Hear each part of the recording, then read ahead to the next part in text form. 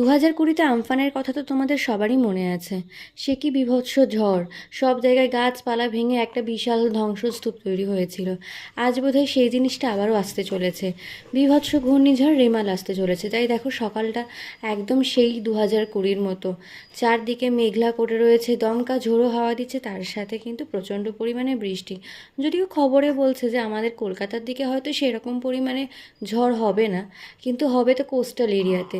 সেখানকার মানুষজনদের কথা ভেবে খুব খারাপ লাগছে। একদিকেই বীভৎস ঘূর্ণিঝড় আর বৃষ্টি, আর তারই দোসর হয়ে উঠেছে কোটাল। নদীর জল যেভাবে ফুলছে, জানি না সেদিকের মানুষগুলো কিভাবে সাফার করবে। ভগবানের কাছে প্রার্থনা করি যেন সব কিছু অল্প অল্পই মিটে যায়, কারোর জন্য বেশি ক্ষতি না হয়। আর দেখো এদিকে সকালবেলায় পাশের বাড়ির কাকিমা এই লাল লাল জামরুলগুলো দিয়ে গেছে।